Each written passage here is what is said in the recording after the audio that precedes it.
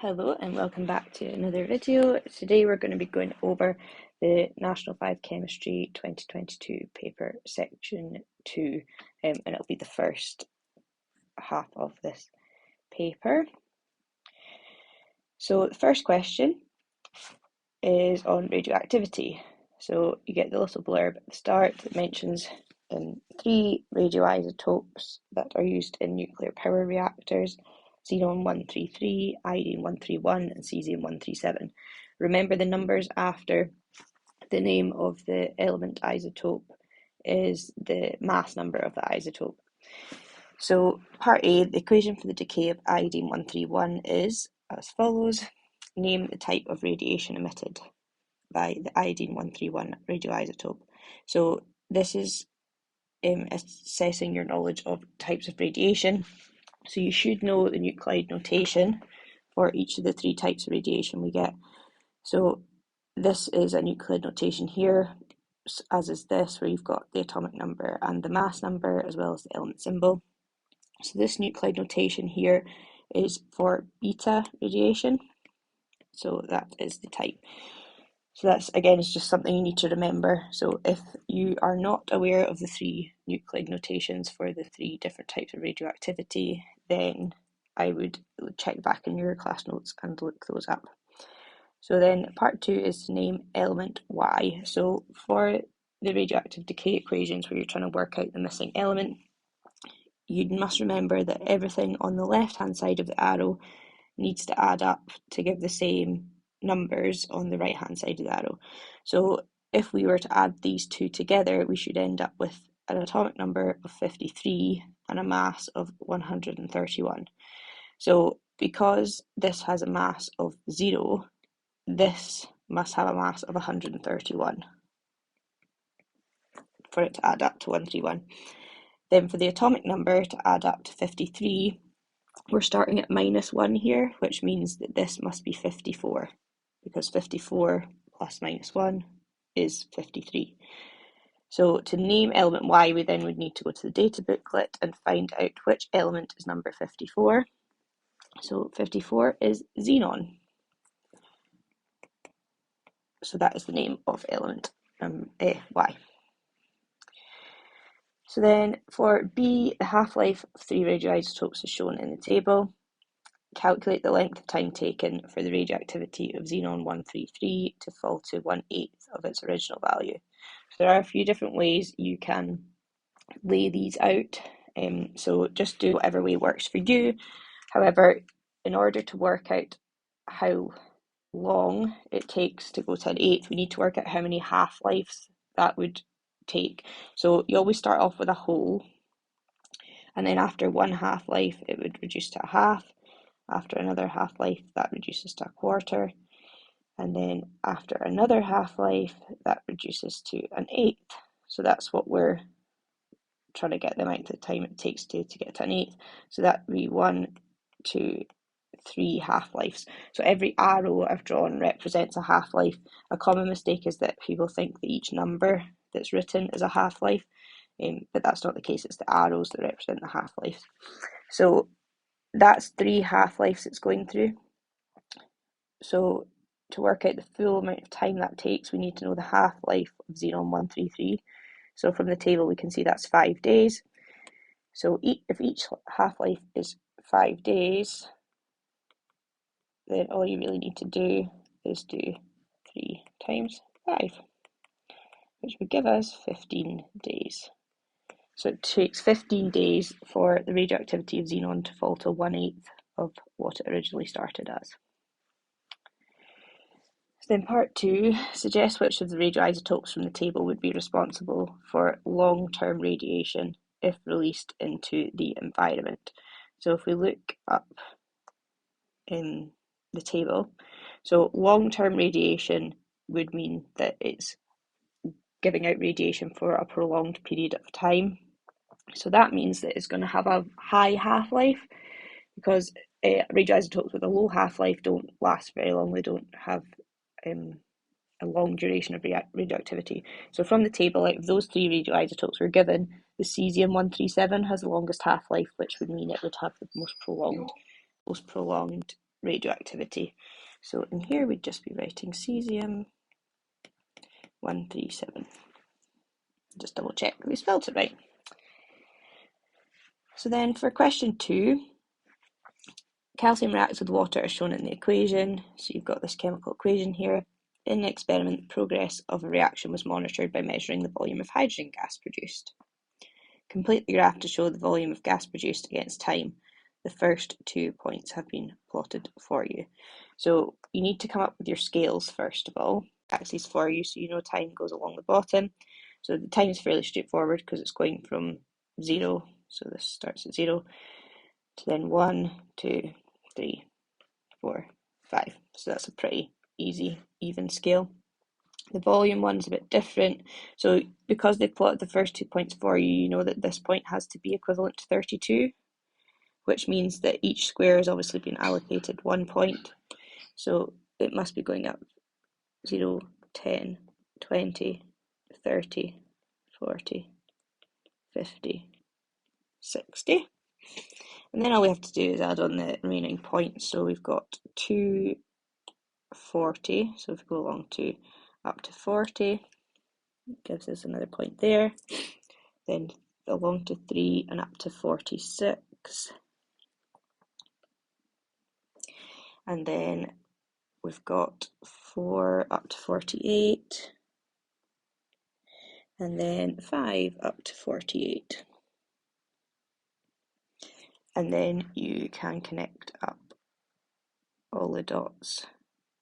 So the only time you connect the dots is when time is along the bottom. If you have temperature or another variable, you would do a line of best fit. My line has not gone through the points there very well.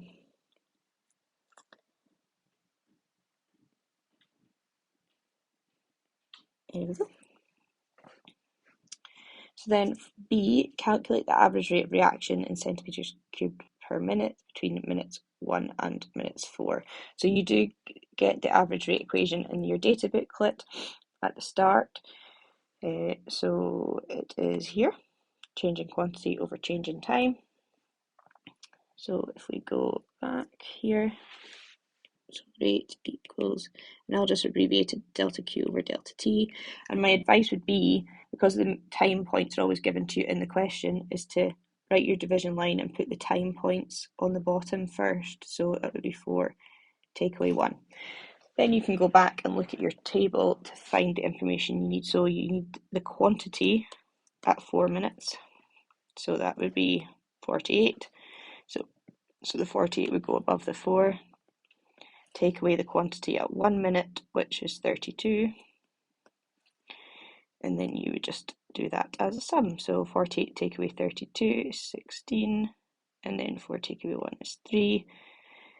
And then if you put that into your calculator, so it's 5.33. And then it goes 333, so you can just round it. And it gives you the units in the question. You can just copy those down. So then part C suggests a different measurement that could be used to follow the progress of this chemical reaction.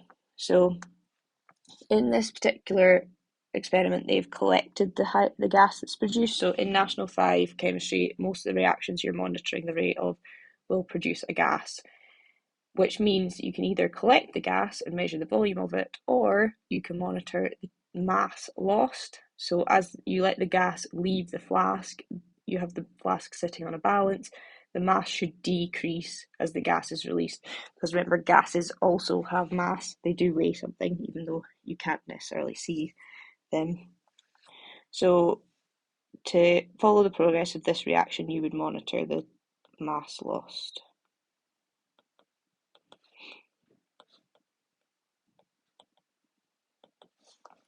So then part D, a student repeated the experiment at a higher temperature using the same mass of calcium and the same volume of water. Predict the final volume of gas in centimetres cubed produced in this experiment.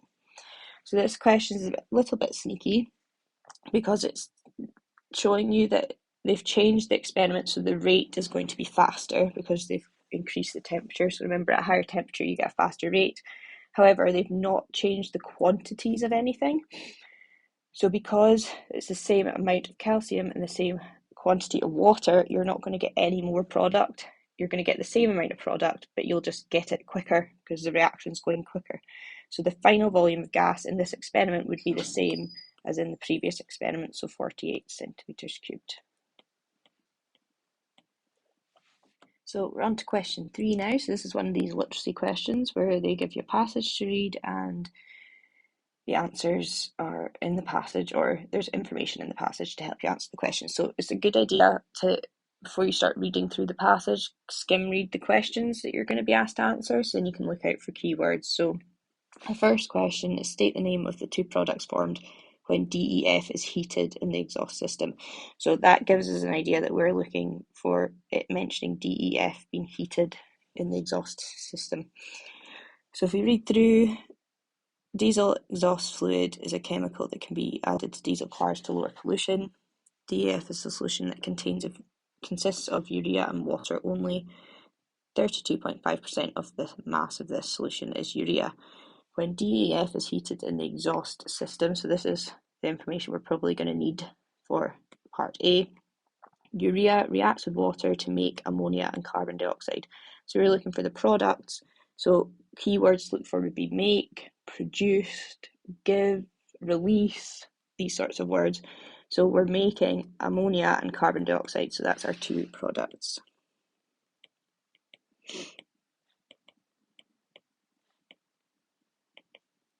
Easy peasy. So in part B, calculate the mass of urea in kilograms used to make 5 kilograms of DEF.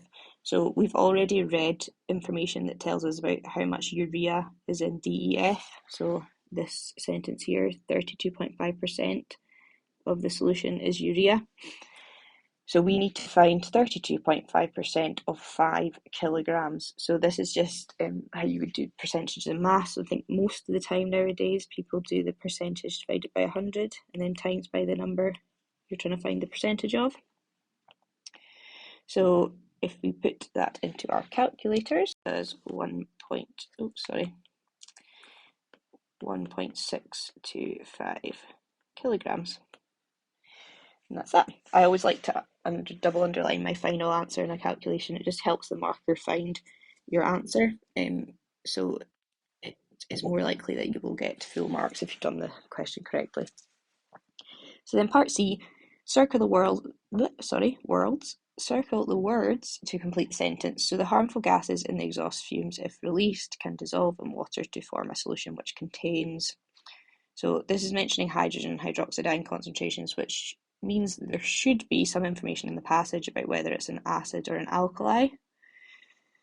So we're looking for the exhaust fumes, mention information about what is in the exhaust fumes. So when DEF is heated in the exhaust system, urea reacts with water to make ammonia and carbon dioxide. The ammonia then reacts with two of the harmful gases in the exhaust fumes, nitrogen monoxide and nitrogen dioxide, to produce two harmless substances, water and nitrogen. DEF is preferred to solutions of ammonia because it's not considered a dangerous chemical. It's not toxic or flammable, making it safer and easier to store. So the harmful gases it mentions in the exhaust fumes are nitrogen monoxide and nitrogen dioxide. So they are non-metal oxides. And remember, non-metal oxides create acidic solutions when they dissolve in water. Metal oxides produce alkaline solutions when they dissolve in water. The easiest way to remember that is remembering there's a group of metals called the alkali metals, which means metal-based oxides tend to form alkaline solutions, and then non-metals are just the opposite. So because we're looking for an acidic solution here, that means it would contain more hydrogen ions than hydroxide ions. So there's 3 statements related to the hydrogen and hydroxide ion concentrations of solutions when they are either acidic, neutral, or alkaline. So you need to know those 3 statements. So acids have more hydrogen ions than hydroxide ions. Neutral substances like water are where the ion concentrations are equal. And then alkaline is where they've got more hydroxide ions than hydrogen ions. So then part D, State a reason why DEF is not considered a dangerous substance. So that was in the last paragraph here. So they've said it's not considered a dangerous chemical because it's not toxic or flammable. So it's easier and safer to store. So you would just copy that down.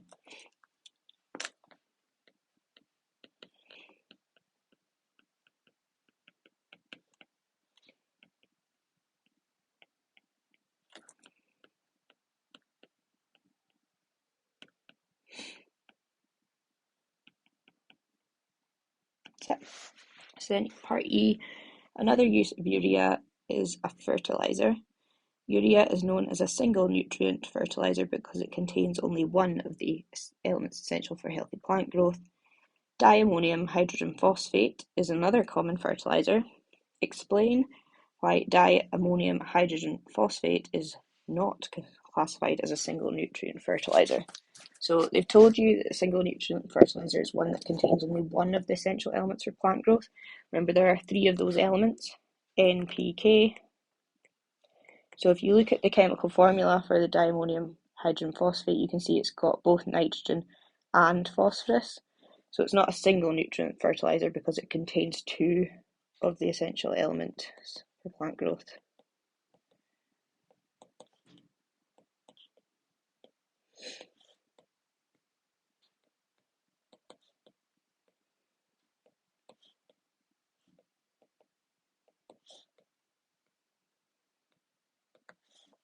So then part 2, calculate the percentage by mass of nitrogen in diammonium hydrogen phosphate. And then it gives you the chemical formula, which you'll need as well. So if we go back to the formula page of the data booklet, percent by mass equation is this one down here. So we copy that down first. So we've got M over GFM times 100. So we need to work out the GFM of this substance. So if we copy down the formula again, so we've got nitrogen's in the brackets. So remember, if something's in the brackets, you need to multiply out like you do in math. So there's one nitrogen in the bracket, two outside, so that's two nitrogens altogether.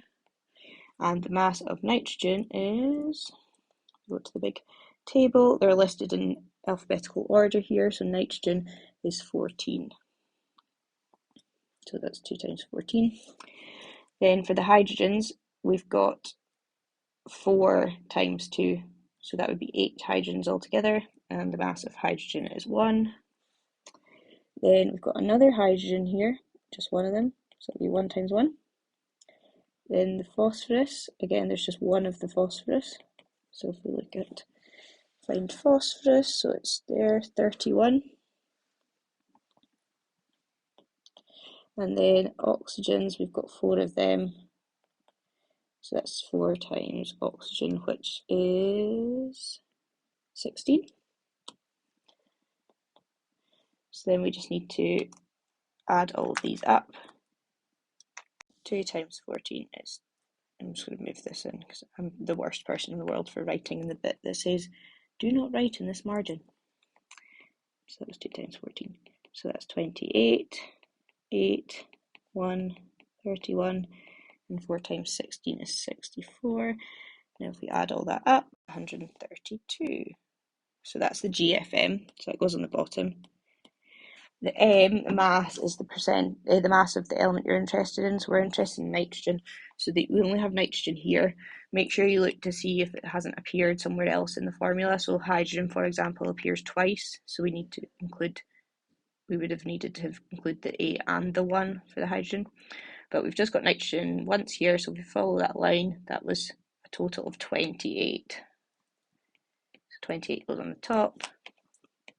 Don't forget to times by 100. And then if you put that all in your calculator, 21.21%. You can round it to 21%, you can round it to 21.2%. Doesn't matter as long as it's correct. So then question 4. This is a bit of a problem-solving type question by the looks of things because it mentions haloalkanes, so that's something you've not heard of. So if it mentions molecules you've not heard of before, don't panic. you will know enough information to answer the questions. You just do this to try and throw you off. So haloalkanes are alkane molecules in which one or more hydrogen atoms have been replaced by an atom of group 7 element. Haloalkanes are produced by the reaction of an alkene with a hydrogen halide, such as hydrogen bromide. Name the type of chemical reaction taking place when ethene reacts with hydrogen bromide.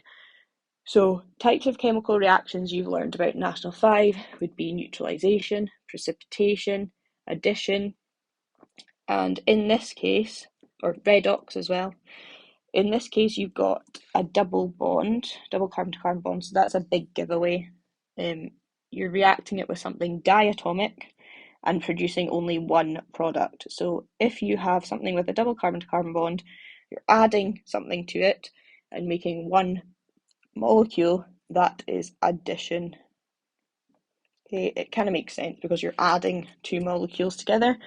The equal sign, the double carbon-to-carbon bond, is also like a mathematical term, I guess.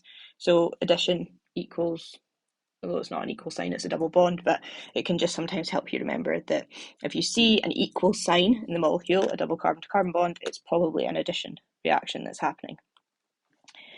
So in part 2, draw a diagram showing all the outer electrons for a molecule of hydrogen bromide, HBr. So the outer electron diagrams are the ones with the circles that overlap. So we need a circle for the hydrogen and then a circle for the bromine. A very good circle. So we've got H in one of them, Br in the other. They'll both only make one bond, so that means we need one pair of electrons in the overlapping bit. Doesn't matter if you do them as circles or X's or a mixture of both. The SQA don't really care. And then we need to look to see how many more outer electrons we need to draw in. So we go to the data booklet, to the electron arrangement page here. So we're looking at the outermost number of electrons. So hydrogen has just got one electron, so we don't need to draw any more electrons in for hydrogen because we've already got that one in there. Bromine has got 7 outer electrons. So we've drawn in 1, which means we need to do 6 more. So 1, 2, 3, 4, 5, 6. And again, it doesn't matter if you do them as circles, X's, whatever. That's you. So in part 3, name the chemical that can be reacted with ethene to make chloroethane. So if in this example up here you've reacted ethene with hydrogen bromide and you've made bromoethane, you're to use that information to work out then what you think the name of the reactant would be if you're making chloroethane. So the only difference is you've really replaced the bromine, the bromo, with a chloro. So again, all we need to do is in this name replace the bromide with chloride. Anyone who says naming in chemistry is difficult is a liar because it's so blatantly obvious. So then, question 4b, haloalkanes can be used to produce carboxylic acids in a 2-step process. Draw a structure for the haloalkane used in step 1 that would react in this way to produce ethanoic acid. So with these ones, you kind of need to work backwards to find out what you're starting with. So if you look at how the molecules changed going back the way, so this carboxylic acid group was this previously, this C triple bond N. Okay, you don't need to worry about what that functional group is. You would learn about it in advanced higher if you get that far. If you decide you want that much torture in your life, just kidding. Chemistry's the best, obviously. So that would be replaced with this. So we can actually change that on this just now. So we can just follow this through. Okay, so that would be what this molecule was. And then that group here, this C triple bond N, was previously a bromine. So that group here would get replaced with a Br. So that would be our original molecule. So we've got a carbon with 3 hydrogens on it, and then the bromine. And that would be it. So they're just kind of like little puzzles, these sorts of ones. So you can work it out most of the time when molecules are reacting, it's only one very small part of the molecule that's actually changing. The rest of it stays the same. So you don't need to worry about the rest of the molecule. You just want to look at the functional groups and how they are actually changing throughout the reaction. So then a dilute solution of ethanoic acid is often used in food and household cleaning products. State the name given to a dilute solution of ethanoic acid. So that's a common household product that you put on your chips mostly, and it is vinegar. So that's just something you need to know, that a dilute solution of ethanoic acid is also known as vinegar. So a nice open-ended question. Indigestion is caused by excess stomach acid and is treated using indigestion tablets, a medicine containing chemicals such as calcium carbonate that neutralise the excess stomach acid. A group of students were given 2 brands of indigestion tablet and asked to carry out an experiment to determine which of the 2 brands is the most effective at neutralising an acid. Using your knowledge of chemistry, comment on how the students could determine experimentally which tablet is the most effective. Using your knowledge of chemistry questions, you really are just trying to do a brain dump. So any chemistry you know of that's related to the context of the question, you want to try and get onto the paper. Now, it's mentioned things like indigestion and then neutralising it, excess stomach acid, so that's talking about neutralisation reactions. So a good thing to do if you're not sure where to start is to jot down just bullet pointed ideas of things you're going to mention. So in this question we would mention neutralisation reactions. We could also, it's mentioned calcium carbonate, so hopefully you know that that's a base. So you could talk about that. And it's then asking about an experiment that could tell you which one is the most effective. So in neutralising, so this would be a design experiment. So if it's to do with pH, you're probably going to test pH. You could also, because you're using a carbonate for this particular reaction, you will release carbon dioxide. So they could actually collect the carbon dioxide that's produced. Okay, so that's the main sorts of things that we could talk about. But what you want to do then is elaborate on them as much as possible.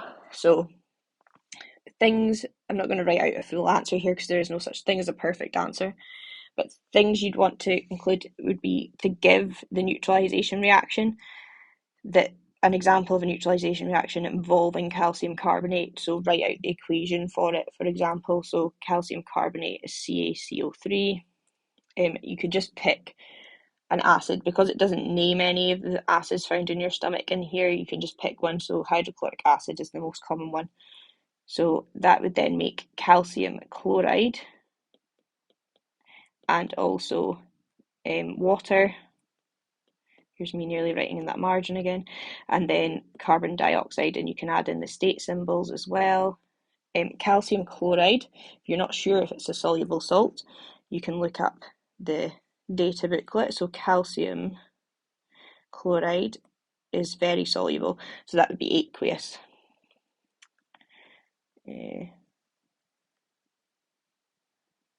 Oops. That's like a G. And then calcium carbonate is a solid, it's a tablet, so it would be an S, and then hydrochloric acid, it will be a solution, so we can give that the AQ state symbol. Okay, so writing things like this shows you've got a deeper knowledge of chemistry. In this particular reaction, again, like I've already said, you're producing carbon dioxide, so that could lead you on to mentioning that you could then collect the carbon dioxide and monitor the volume of carbon dioxide over regular intervals. But when you're looking at the most effective one, you'd probably be looking to see which one produced the most carbon dioxide at the end. So you would really just be looking for the final volume of carbon dioxide produced. And for these questions, when it's asking about an experiment, you always want to give the conclusion. So in this case, it would be the tablet that released the most carbon dioxide would be the best at neutralising. In the case of testing it via pH, you would be saying that the tablet that allowed it to reach pH 7, which is a neutral pH, the quickest, would be the most effective. Testing pH, remember, you can use universal indicator or you can use pH paper, either of those. Because you're using a calcium carbonate, you can actually tell when something's neutralised by whether it's still fizzing or not. So you could just even say that the mixture reaction that stops fizzing quickest will have the tablet that was the most effective at neutralising it, because once the acid's been neutralised, there will be no more fizzing. As far as bases are concerned, you could talk about what base is. So it's a solid that has the potential to produce an alkaline solution when dissolved in water or neutralise an acid. And yeah, they tend to be metal carbonates, oxides, or metal hydroxides. So adding in extra information around about that, although they've not used an oxide or metal oxide or hydroxide in this case, is still relevant chemistry, shows you've got a knowledge of bases and neutralisation. Other things that are good to put in for National 5 when it's to do with pH is about the ion concentration. So you could say that the acid initially in the stomach starts off having more hydrogen ions than hydroxide ions, and then as it's neutralised, the concentrations of hydrogen ions and hydroxide ions become equal. So that would be another thing you would want to mention, because that kind of separates your answer, that makes your answer more National 5 level. So that's what you would want to talk about in those ones. Experimental design as well, you want to make sure you mention like controlling variables. So you would want to use the same mass of each tablet to make it fair.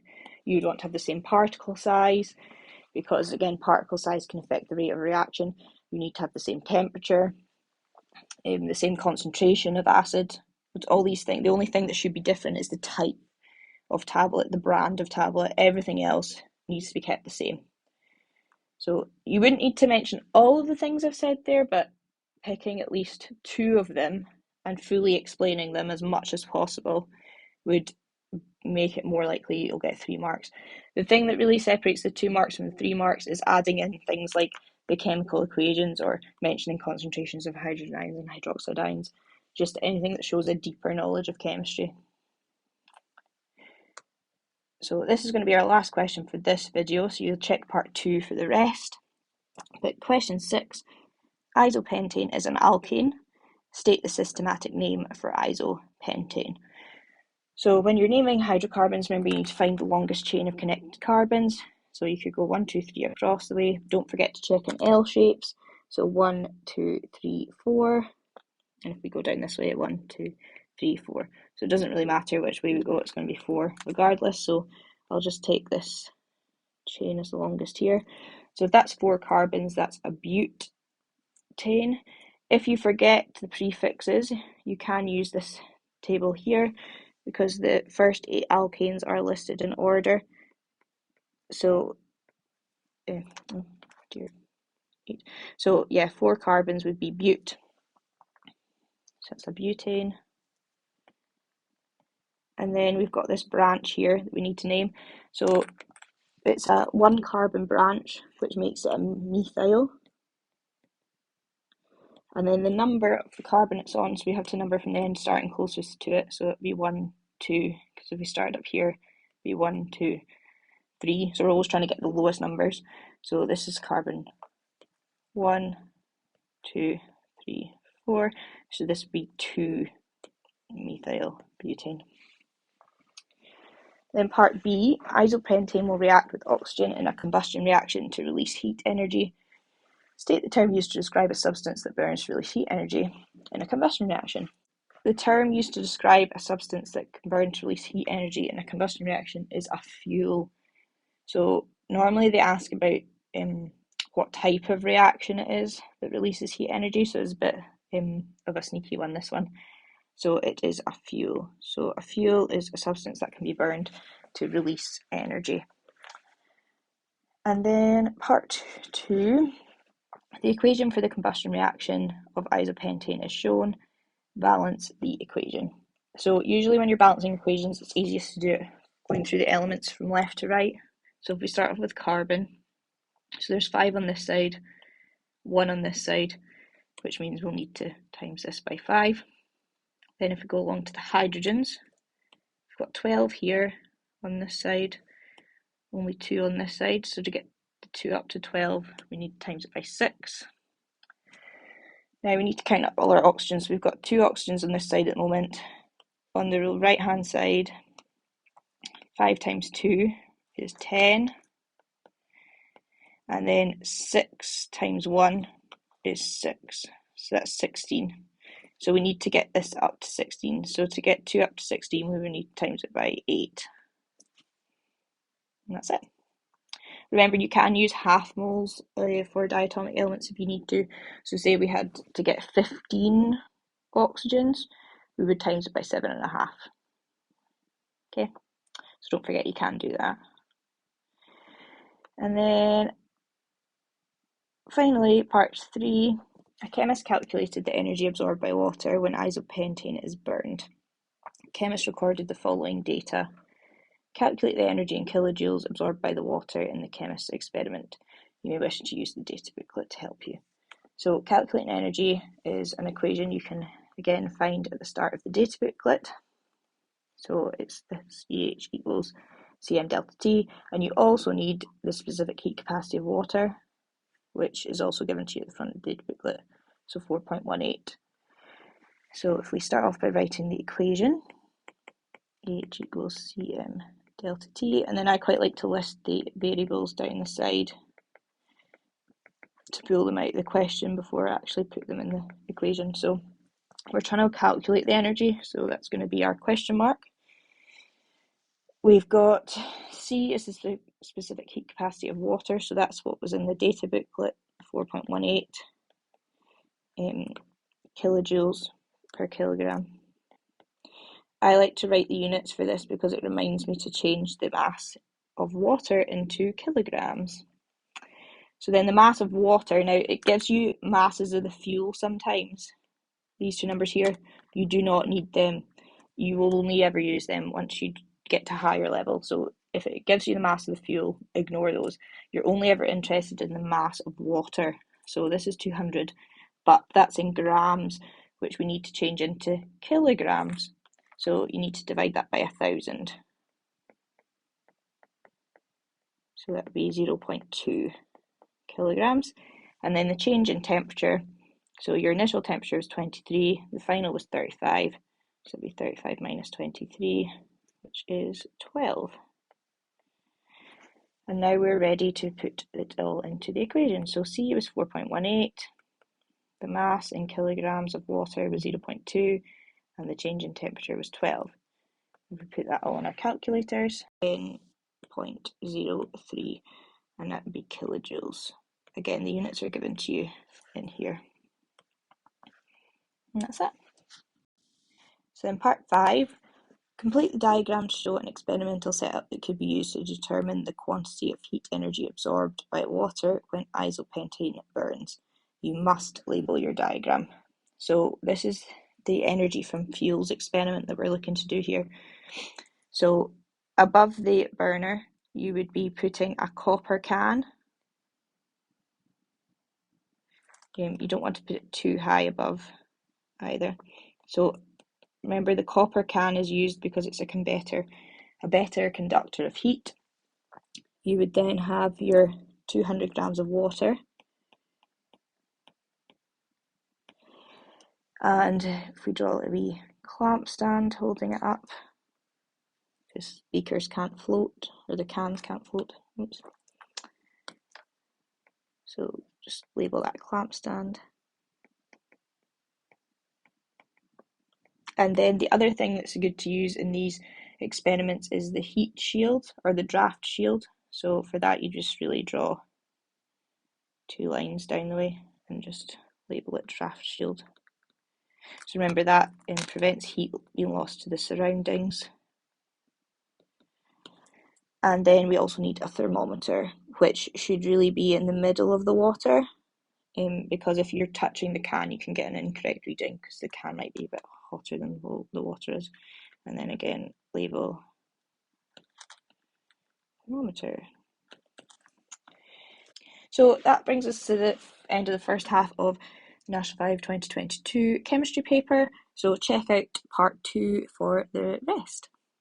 And don't forget to like and subscribe and leave a comment if you wish. Thank you.